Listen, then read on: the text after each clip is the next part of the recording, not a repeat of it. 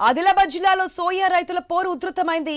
Soya పంట కొనుగోలు చేయాలంటూ బంద్ కు బీఆర్ఎస్ పిలుపునిచ్చింది. ఆదిలాబాద్ ఆర్టీసీ డిపో ఎదుట ఆ పార్టీ నేతలు ఆందోళన చేపట్టారు. బంద్ కు అనుమతి లేదని పోలీసులు స్పష్టం చేశారు. దీంతో పోలీసులకు బీఆర్ఎస్ నేతలకు మధ్య వాగ్వాదం జరిగింది. మాజీ మంత్రి జోగు రామన్నతో పాటు పలువురు బీఆర్ఎస్ నేతలను అరెస్ట్ చేయడంతో పరిస్థితి ఉద్రిక్తంగా మారింది.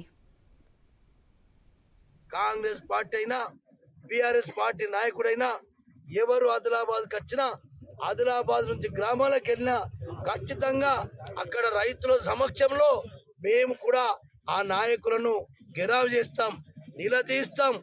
మీరు ఈ సమస్యను పరిష్కరించకపోతే మీరు ఈ గ్రామాల్లో తిరిగే మీకు హక్కు లేదు, ఈ పట్టణంలో తిరిగే హక్కు మీకు లేదు అనేటటువంటి పరిస్థితిని ప్రజలలో తీసుకెళ్తాం. ప్రజలతోటే రైతులతోటే వాళ్లకు మరి బుద్ధి చెప్పేటటువంటి కార్యక్రమం తీసుకుంటామని చెప్పి నేను ఈ సందర్భంగా కాంగ్రెస్ పార్టీకి, బీజేపీ ఎమ్మెల్యేకు, బీజేపీ ఎంపీకి నేను హెచ్చరిక చేస్తా ఉన్నాను. మనం చూసినదైతే సోయా రైతులకు సంబంధించి వారికి న్యాయం చేయాలి, వారితోనే ప్రభుత్వానికి పాఠం నేర్పిస్తామంటూ కూడా జోగురామన్ చేసినటువంటి స్టేట్మెంట్స్ మనం చూస్తున్నాం. పూర్తి అప్డేట్స్ మా ప్రతినిధి శ్రీనివాస్ ద్వారా తెలుసుకుందాం. Good morning Srinivas. ఇదైతే సోయా రైతులకు సంబంధించి ఇప్పటికే ఆ పోరును ఉధృతం చేశారు, జోగురామన్ కూడా దాంట్లో పార్టిసిపేట్ చేశారు. అయితే ఈ బంద్ కి పర్మిషన్ లేదంటూ కూడా పోలీసులు అడ్డుకోవడం, దీంతో బీఆర్ఎస్ నేతలకి అటు పోలీసులకి మధ్య వాగ్వాదం చోటు చేసుకున్నట్టుగా తెలుస్తుంది. డీటెయిల్స్ ఏంటి? ఇప్పుడు బంద్ పర్మిషన్ ఉందా, కొనసాగుతుందా? గుడ్ మార్నింగ్ ఆశ.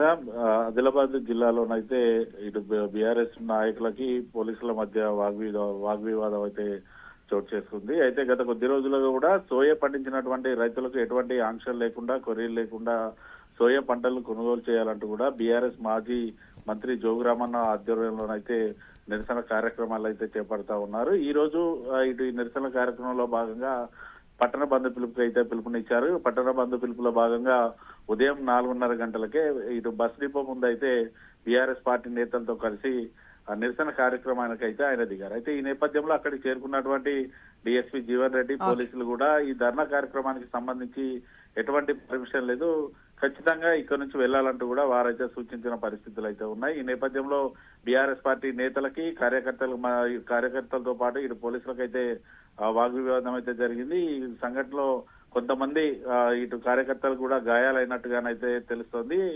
ఇటు బస్ డిపో నుంచి ముందు నుంచి కూడా ఇటు మాజీ మంత్రితో పాటు పలువురు బీఆర్ఎస్ నాయకులను అయితే అరెస్ట్ చేసి మావలకైతే తరలించిన పరిస్థితులు అయితే. అయితే గత కొద్ది రోజుల్లో కూడా టీఆర్ఎస్ పార్టీ అయితే సోయా పత్తి రైతులకు మద్దతుగానైతే ఆందోళన కార్యక్రమాలు అయితే చేపడుతుంది.